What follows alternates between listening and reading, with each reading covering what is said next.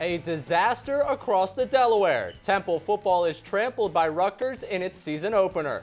We hear from head coach Rod Carey on what went wrong before we give our take during No Huddle. Plus, and reporting straight from SHI Stadium, we'll have a recap and a breakdown of Temple's Week 1 matchup with Rutgers, and it all starts on a brand new edition of Inside the Nest, starting right now.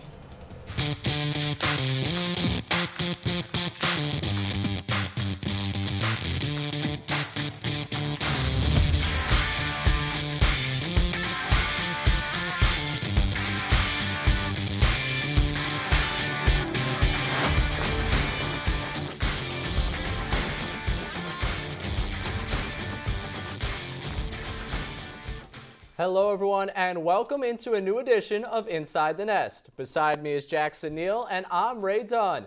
There's a game in the books, names on the injury report, and a lot to break down with Temple football over the next 45 minutes.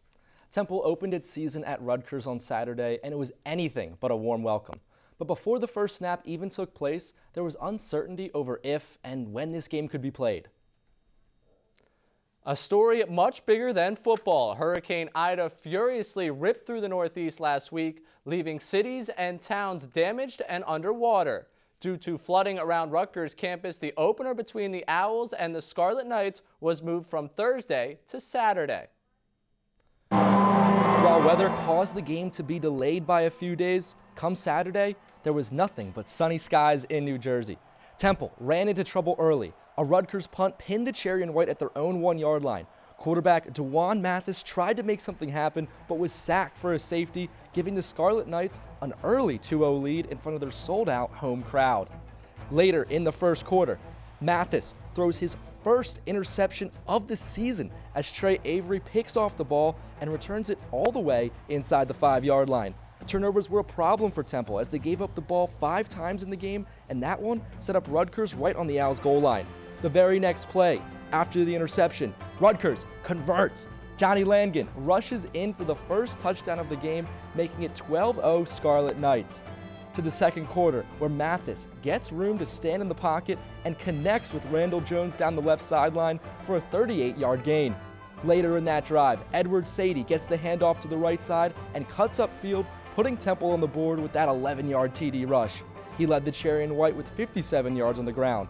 To the second half, where Mathis takes matters into his own hands and dives into the end zone for a score, but it came at a price. Following this play, he went to the medical tent to get his left ankle taped up and eventually left the game.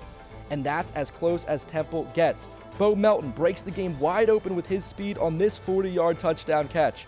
The Scarlet Knights did not stop putting points on the board. Justin Lynch replaced Mathis at QB, and the true freshman completely misses his target, and Max Melton makes him pay.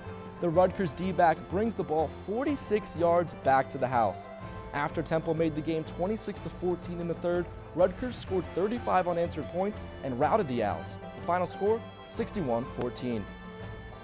Adding injuries to this insult, just as DeJuan Mathis began to appear comfortable in Saturday's game, he hurt his ankle. It was apparent early on during Temple's second touchdown drive that the starting quarterback was hobbling. He first went into the injury tent after rushing for the touchdown, re-emerged and played only 2 more downs before limping off. He spent the majority of the second half going between ice on the trainer's table to crutches and a boot on the Temple sideline.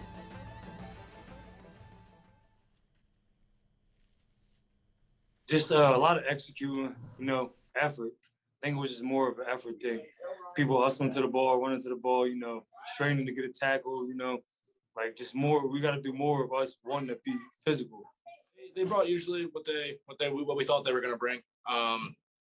We watched film from them all last year, and they kind of did the same stuff. They played the same fronts, same blitzes. They had a few different things here and there, but nothing crazy that we haven't seen before in camp or last year or anything like that. I don't think there was a performance that was good at all, from mine as the head coach to his as the quarterback to the defense to the special teams. I don't think there was a good performance. So none of it was good. Looking at the game's box score, it's hard not to agree with Rod Carey's assessment. The 47-point margin of defeat was the 5th largest loss in the country in Week 1. And the stats for Temple only get worse from there. Starting quarterback Dwan Mathis struggled in the time he played, only completing 8 of 25 passes for just 148 yards. This led to the Owls getting outgained by more than 100 yards.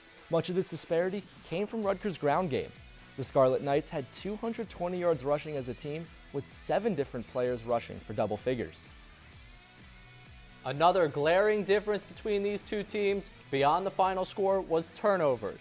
The Owls coughed up the ball 5 times and were not able to generate a takeaway of their own. 3 of those turnovers set the Scarlet Knights up inside of the Owls' 25-yard line in prime position to score.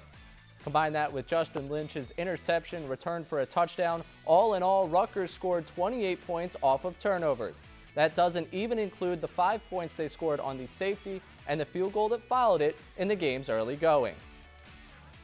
Jackson, let's take a minute and center ourselves after that game to review what we saw.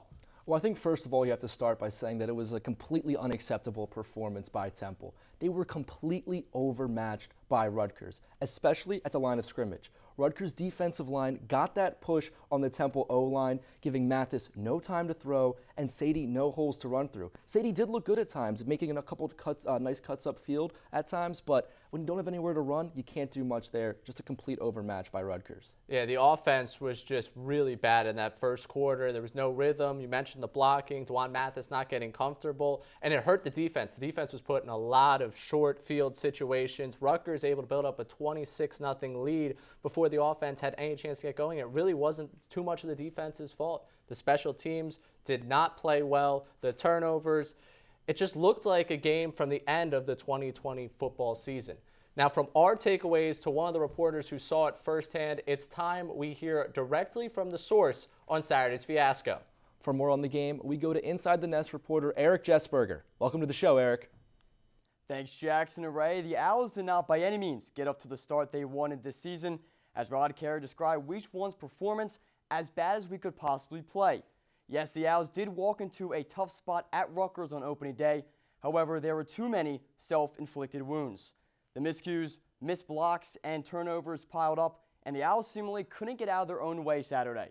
To add salt to the wound, tight end David Martin Robinson and starting quarterback Dwan Mathis are both considered week to week on the injury list following Saturday's loss at Rutgers. It all added up to the start Temple never expected to see.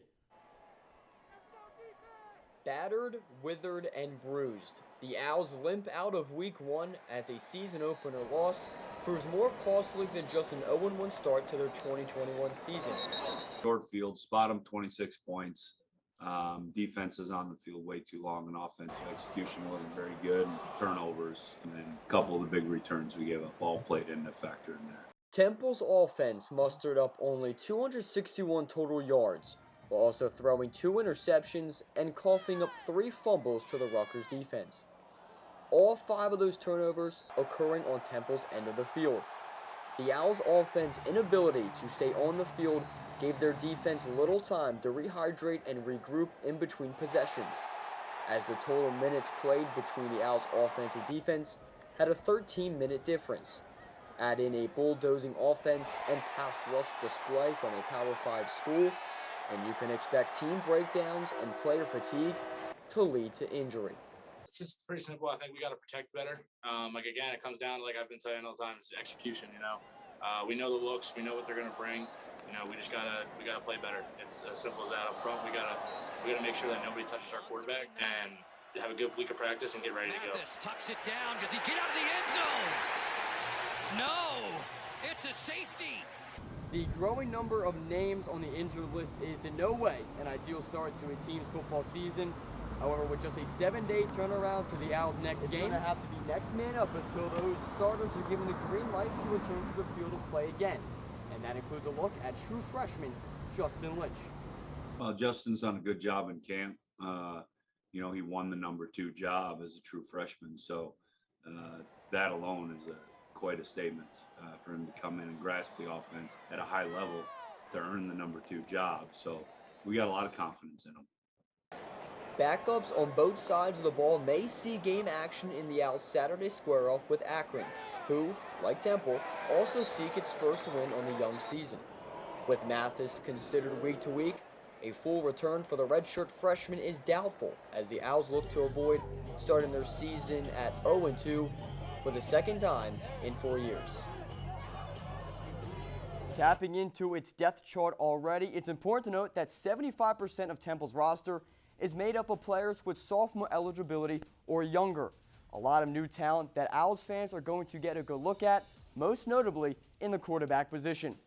Now we have to take our first break. Don't go anywhere. Ray and Jackson are back after this quick break on Inside the Nest.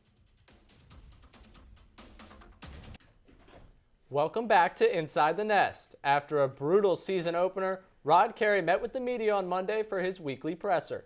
Carey didn't hold back as he explained what went wrong in Piscataway, gave updates on several injuries to key players, and much more. Here's part one of Rod Carey's press conference. Yeah, so obviously we got in yesterday and put the game to bed from Saturday. You know, 5 turnovers in a game, short field, spot them 26 points. Defense is on the field way too long, and offensive execution wasn't very good. And a key critical special teams turnover, coupled with 6 penalties in the game. You stir all that up in a pot and you boil it, and you get what we got on Saturday, which wasn't very good. Excuse me. There were some pretty good moments in the game. As fleeting as they were, there were some good moments, and so we looked at the good with the bad and owned up to it, and we're ready to move on. Today's player day off, so they're trickling in and out with food and things like that, and stretching and rolling and doing those things, and then tomorrow we'll get back at it with all of our focus on AKRON. So with that, we can go ahead and open it up for questions. What was it that allowed Rutgers to finish all those drives? Yeah, I don't know that there's an in the weeds thing more than defense was on short fields a lot early in the game, and then with some return yardage that we gave up, they were on some short fields, and they were out there a lot. It's tough to say that they played good in spots, because when you give up that many points, you can't really say that. So, but I certainly think that they strained and finished. I think there was certainly a fatigue factor in there from being out there. Rod, could you give us any update on Mathis? Yeah, it's really going to be week to week with a lower body injury. I didn't really press any further than that. I'm hoping week to week isn't 4 to 6 weeks, but we don't know at this point. It's all how he responds, and he's been in there getting treatment 2, 3, 4 times a day, doing everything right. So week to week. So maybe that means this week. I don't know. The kid has surprised me before, but at this point, I don't know that he'll be ready to go this week.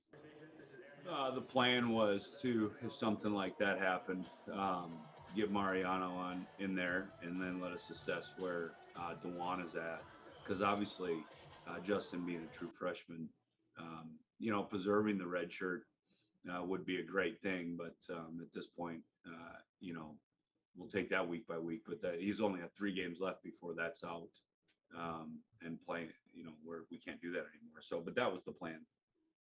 Well, Justin, if DeJuan can't go, yeah, he'll be the starter, and then Mariano will certainly back him up, and then Real obviously has played and started a game before, so that would be how the depth chart would look for that this week. Certainly, if he wasn't nervous, I don't think he's human. His first college game, and he gets thrown into the fire like that in that situation where, at the time, we put in Mariano on the 3rd down, and it was 26-14, and then he comes back on, it's 33-14. So certainly nervous, certainly mechanical, certainly all those things that you described. Yeah, DMR will be out for a couple months here. He's going to have surgery on Thursday. Hoping to get him back toward the end of the season. Winston is still, I think he's very much day to day. He's up moving around, but to what extent yet? Obviously we're not even 48 hours from the completion of the game yet. So more hours we get underneath his belt, the more we'll be able to tell you. A ton in that game, even when DMR was in. We have a lot of confidence in him and JDP, and you saw Connor Noble in there and done. He had a great camp as a true freshman as well. And he's a really tough and hard-nosed football player. So those guys will see a lot, along with the other guys in the room. It'll be certainly by committee, just to keep everyone fresh and doing what they're best at being able to do.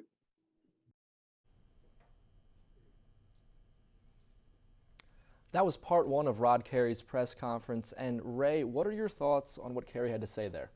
So we start with a lot of coach speak, the idea of flushing a game, moving on, everything that you can expect out of Coach Carey after a week like that. I would like to take it to the injuries because there were a lot of updates in that portion about the injuries. DeJuan Mathis being the headliner week to week. If that injury is serious, it's season altering. It's program changing what they're expecting from him to bring to this Temple program. There's a reason that he was named the starting quarterback in the spring and that the second quarterback wasn't named till the end of the summer. He's just that far ahead of the competition in that room. And there were two more things out of the DeJuan Mathis update I want to highlight. Justin Lynch eligibility talk. The fact that the discussion is surrounding Justin Lynch's eligibility already makes it a situation to monitor. If things don't go the Owls' way so far, maybe it is you pull Lynch back, you trust Valencia, you trust Real Mitchell in that room. And then moving forward to the 4 to 6 weeks timeline that was just tossed out by Rod Carey, it's interesting to just throw an arbitrary timeline out there when the idea is that all he knows is it's week to week. So that was just two things I really picked up on from Mathis. Yes, certainly. I think that quarterback position is something that really we got a lot of info on that. And like you said, week to week, but mentions 4 to 6 weeks. And also he wasn't that concerned, didn't really press that much about his starting quarterback's injury. Just seems like not too promising right there for DeJuan Mathis. But I really want to touch on that position right now because that's an area where I've had a problem with Carey in terms of the lack of communication that seems to be about that position. Yes, we've known Mathis as the starter. We've known that for a while. But going into last week, Justin Lynch was supposedly the starting QB. The backup QB, excuse me. And then Valenti came in instead, and then Lynch then after that. So I'm just confused on what exactly the quarterback room is going to be looking like going forward. Let's now go to part two of Rod Carey's press conference and hear what he has to say. What was your assessment of why the offense started out so slow? It just seemed like things were out of sync early and it just kind of snowballed until, you guys were able to drive down the field for that first touchdown. Yeah, certainly nerves played a part in that. Lack of execution played a part in that. Field position on the first one didn't help in any way. I think there's no one thing that when you have a game like that, there's no one thing that you can point to and say that was it.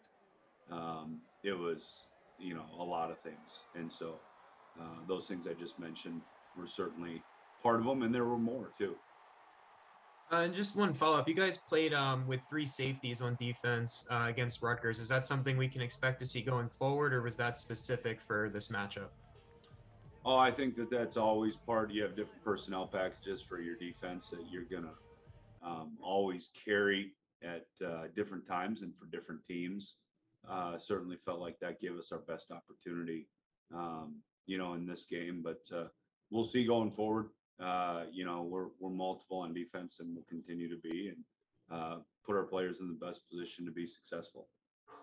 Rod, I was curious if you looked at that play where Quantel looks like he might have had the interception. Was that maybe a replay that you should have challenged?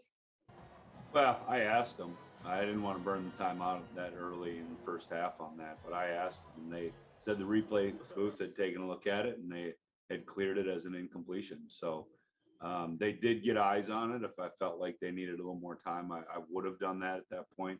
But getting that quick of an answer and that, type of an answer where it was, no, coach, it was incomplete. They looked at it. Didn't feel like that'd be a good use of time given the information that I had. And what do you think of Sadie? He ran hard at times. I certainly think that, out of the backs, he played the best, and he obviously played the most. But certainly wasn't good enough, and I think he would say the same thing there. So, but he definitely had a few moments there. Last thing, from the Rutgers perspective, they played that game. They committed one penalty in the whole game. They didn't commit a turnover for the first game. How hard is that to, for a team to accomplish and be sort of, avoid mistakes like you guys had? Yeah, I think they did a good job. Certainly think that we didn't do a good enough job of forcing them into situational football where we could apply some pressure, maybe get a turnover. Because of how the game was going. And then penalties are penalties. They were letting everybody play out there, and which is fine. It was consistent. And then we had some self-inflicted ones that are pre-snap things that we have to clean up. But the combat ones certainly was a low number of those called the entire day. And as far as Akron, I do see that, I guess 3 years ago now, you did go up against this quarterback who put up some pretty decent numbers against you. A pretty good game at Northern. What sort of you remember of Nelson from that game? And then also this backup came in the other day and was 13 for 13.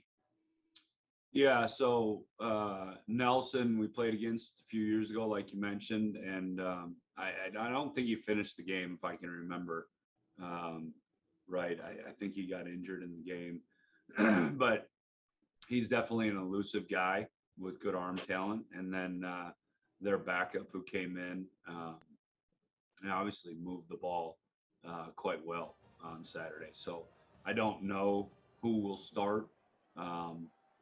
They might tell us later in the week, or we might have to wait till game time. But both are very capable.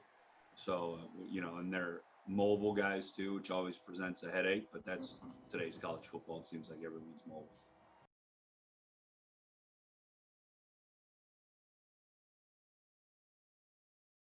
That was the second part of Rod Carey's press availability from Monday. And Jackson, really take us through what you gathered from that portion. Well, look, I think Rod Carey at the very least has the right attitude and the right mindset coming out of this game. It was just a complete and utter meltdown. Really nothing went right for them. I think one stat, he mentioned his defense feeling like they were always on the field.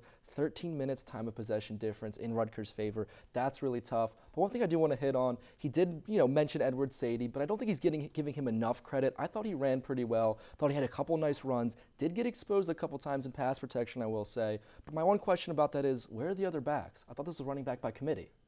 Yeah, that was very interesting from the game on Saturday, and I agree with you. He did not give enough credit to Edward Sadie over the good job that he did, really compared to the rest of the backfield as well. It seemed like Edward Sadie was the only one that really had some explosiveness to him in that backfield. I did really like the credit being given to Rutgers for a clean football game. Rutgers played very well. I know here on Inside the Nest, here on Temple's campus, the angle is Temple, but it is worth mentioning the talent on Rutgers and really the success that Rutgers had executing what they wanted to do. Other than that, there were some things in the weeds. The Reigns interception, whether or not to review that or go look at that. I thought overall the decision-making for Carey in the game really didn't have as much a factor in the game result as just what happened on the field. Oh, certainly. I think Rutgers, if you look at them, it's just a really good program. They played so well that day. They really showed that they're a program on the rise. Absolutely. Well, it's time we take a break. I know I'm fired up for the edition of No Huddle that's coming up later in the show. Plus, we'll look back on previous matchups between Akron and Temple through the years. Inside the Nest will be back in just 90 seconds. Welcome back to Inside the Nest. Much like Temple football is trying to do, it is time to put the game against Rutgers in the rearview mirror. So we will oblige. Let's now turn our attention over to this week's game and take a look at Temple's next opponent, the Akron Zips. While Temple and Akron may not have too much in common, their recent results are nearly identical. Last season, the Zips went just 1-5 with their only win coming against Bowling Green towards the end of the year. It was a very similar season to Temple's 2020 campaign where the Owls finished 1-6. Then last week, Akron kicked off its season against Auburn and lost by 50 points. Of course, Temple lost by 47. So both Temple and Akron are trying to get their seasons back on track after losing big to Power 5 teams in Week 1. It's simple. At least on paper, just execute the game plan in front of you. That's the key for the Temple Owls. The Akron Zips have won one of their last 24 football games for a reason. This is not a good football program, and the Owls can't play down to their opponent. There is a wealth of inexperience on this team, and they had a number of players miss training camp for undisclosed reasons. The program lost its leading rusher from a season ago and ran for negative yards in its opener against Auburn. If Temple can limit its mistakes and not beat themselves, they should win this game. Now for Akron. Their main focus has to be stopping the Temple rushing attack. Edward Sadie had some nice rushes for the Owls on Saturday, but the Zips have the personnel to slow him down. Akron has one of the most underrated linebacker groups in its conference, and it's all centered around redshirt junior Bubba Arslanian. He led Akron in tackles last week with 8, and that's nothing new for him. Dating back to 2019, he's led the Zips in tackles in 10 of their last 12 games. If Akron wants to contain Temple's rushing attack, it's going to need Arslanian to make some stops. The Owls and Zips will face off for the 22nd time in program history on Saturday. Temple won the first matchup way back in 1967 and has had steady control of this series ever since. The two programs were once conference opponents in the MAC from 2007 to 2011. The Owls have not lost to the Zips in the 21st century, winning the last 5 matchups. The most recent victory was a 41-3 win in 2011. Steve Adazio was the Owls coach, and running back Bernard Pierce led the way for Temple in that game, rushing for 150 yards and 3 touchdowns. The game kicks off at 3:30 this Saturday at Infocision Stadium, Summer Field in Akron, Ohio. The game will be nationally available on ESPN+, and if you're unable to stream the game, you can follow along at Owl Sports Update on Twitter, where we'll be posting live updates. Coming up, we'll have our take on this weekend's football game, but for now, we want yours. Last week, 72% of you thought Temple would beat Rutgers. I get it, it's early on, and you may vote with your hearts. We're giving you a chance at redemption by once again asking who you think will win this week, Temple or Akron. Log on to Twitter and visit @OwlSportsUpdate to vote. We're going to give you time now to go vote, as it's time for us to take a break. Jackson, who are you picking to win on Saturday?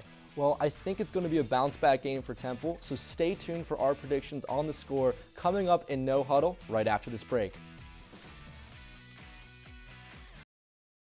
Welcome back to Inside the Nest. It's No Huddle time, that part of the show where the news stops and the disagreements rock. Jackson Neal, I hope you're ready. 4 questions in just 6 minutes. Time to get this drive started. Right now, are there any positive takeaways from Week 1?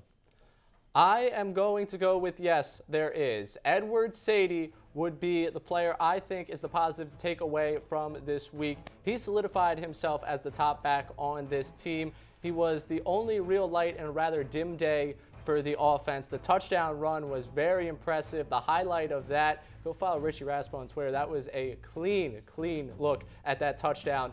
I think Edward Sadie is my positive from the week. See, I'm going to disagree with you. I'm going to say there are no positives to take away from this football game. The new starting quarterback threw just 8 for 25 passes. Meanwhile, the offensive line looked completely overwhelmed, and the defense couldn't force a turnover for a Rutgers team that threw the 2nd most interceptions in the Big Ten last season. All while former Temple player Ifan Maje recovered a fumble for Rutgers, and then go over to the Penn State-Wisconsin game. Arnold Ebiketie, he had a big day for Penn State, blocking a field goal, having 7 tackles, including a sack. So Temple lost to a local recruiting rival by 47 points and had their transfer players make big days for other schools. There's no positives from this Saturday. Jackson, how are you going to live in negativity like this? Find the positives. All right, let's move on. How much stock do you put into a game like this? Well, see, I still put a lot of stock into a game like this, and I look at the head coaches as the reason why.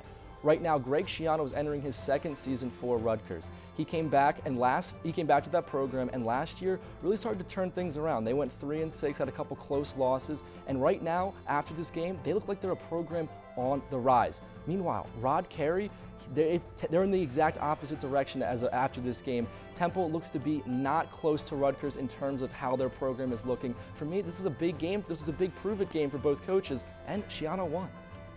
All right, it stings. It was a bad game. I understand that, but it was also one game, and it wasn't the most unexpected result. Obviously, the final score wasn't what either one of us expected, but both of us chose Rutgers to win this game. Rutgers was the program coming into this game already in the better position. They seemed primed to have a breakout season. I don't think anyone looked at Temple and said, that's the team that's having the breakout season. Obviously, the final score doesn't look pretty, but there has to be a time and a place for putting a lot of stock into a game. It's brutal. It's a close team, recruiting proximity, all difficult, but I am not putting too much stock in this game. You can put some, but not all. The 47 points just look a little bad. Looking ahead, what is Temple's biggest concern now against Akron? Execution. It's got to be execution. Akron was well disciplined in 2020, only averaged 4 penalties a game. Temple did not execute at all in any phase of the game on Saturday. They are the more talented team on paper. I said it with my key to the game. They just need to execute. If they are able to go through their game plan and put on the field what they expect, limit their mistakes, they will beat the Zips. Okay, I'm going to have to go with the quarterback position specifically. Right now we saw DeJuan Mathis. He went down in the last weekend, and we're not really sure what his availability will look like. Harry's been a little up in the air about that in terms of week to week or 4 to 6 weeks, we don't know. And Justin Lynch didn't look too good in the last game. Heck, we don't even know if we're going to see him get much playing time because they want to maybe keep his redshirt availability. So I'm not sure what to expect from Temple's quarterback position. Now, granted, I've been a little negative, but I'm still picking Temple to beat Akron this weekend, 27-10. I still think Akron is a worse football team in this Owls squad. Yes, I've got Temple 24-14. Real quick, which former Owl are you most excited to watch in the NFL this season? Let's keep it a little positive. I'm looking at Matt Ioannidis for the Washington football team. He missed a lot of last year with an injury, but right now he's coming back. The Washington football team looks like they're going to have a great defense, and defensive tackle is a big reason why. Ioannidis has 22 sacks in his career, and there are some inexperienced QBs in his division. I'm looking at you, Daniel Jones and Jalen Hurts. Maybe you can add to that total this season. Looking at Ioannidis to have a big season this year. I'm going off the beaten path. I'm going with a coach. I'm going with Todd Bowles, the defensive coordinator for the Tampa Bay Buccaneers. Todd Bowles should be a head coach right now in the NFL, and I think he's going to prove that once again this season. He did a tremendous job last year in the postseason with the Buccaneers defense, led them to that Super Bowl. Everyone wants to talk about Tom Brady. It was that Buccaneers defense led by Todd Bowles. Tampa has the 4th easiest schedule in the NFL. I'll be interested to see what his defense does all season, especially against Matt Rule's Panthers in his second season. And certainly in that big game, we saw the Tampa Bay defense really just stymie that Chiefs offense. You're right, Todd Bowles looks like a great defensive coordinator. Can't forget about Bruce Arians too. Huge Temple staff right there for the reigning champion Tampa Bay Buccaneers. All right, it's break time. Up next, we bring in beat reporter Emily Cochran to discuss Week 1 across the AAC. So don't touch that remote. Inside the Nest, we'll be right back. Welcome back to Inside the Nest. In what was a bad week for the Cherry and White, the American Athletic Conference had a roller coaster of a start. From a wild finish in Florida to a couple of big-time blowouts and a shocker in Tulsa, there's plenty to look at. For a complete breakdown of the American Athletic Conference's opening weekend and season outlook, we bring on Inside the Nest reporter Emily Cochran. Hey, Emily. Thanks, guys. College football is officially back, and for the first time this school year, we have actual games to talk about. Week 1 of the 2021 season proved to be a tough start for a majority of the AAC teams. In the Thursday slate alone, Tulsa, South Florida, Navy, and East Carolina all fell to their non-conference opponents. And on Saturday, Tulane, Houston, and of course Temple added 3 more AAC losses.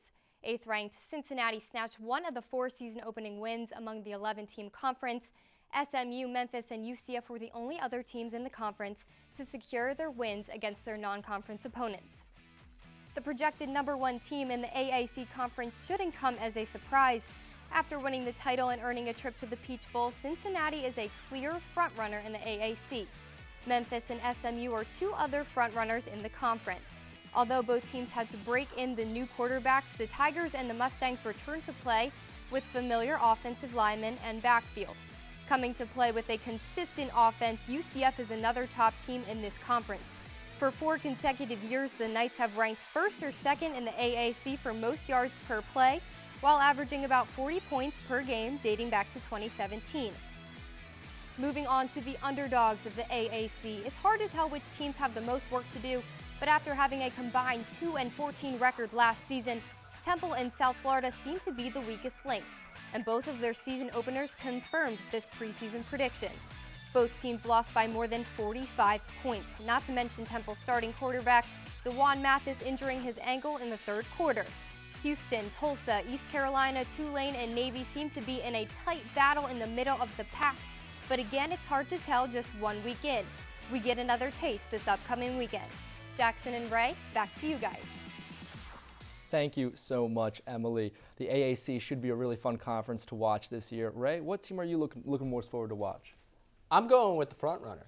Cincinnati is going to be so much fun to watch. That team saw last season happen and decided to bring everybody back. All those players want another chance to go after that college football playoff. Desmond Ridder is a Heisman candidate out of the Power 6, and he will have himself a great season. That team is going to be fun to watch. I like how you threw in the Power 6 right there. For me, I'm looking at Central Florida. Dylan Gabriel is such a fun quarterback to watch. I really think he has the chance to be, if not like a great draft prospect going forward, but also just a great QB in college. He puts up numbers. That Central Florida offense, they're always putting up a lot of yards and points. Last year, one of the leaders in college football in yards. A couple weeks in, they were on pace to break the record for most yards per game by a football team. So there should be a really fun team to watch. Put up a lot of points in the AAC. I like to see those high-scoring games. Another team that really intrigues me is ECU.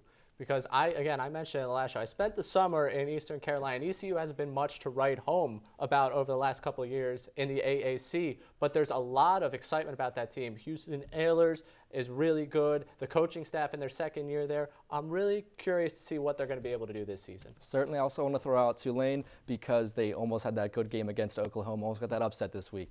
Well, speaking of this first week in, we've got a busy one this week and every week. Our Sports Update will have its first show of the year, school year, on Thursday.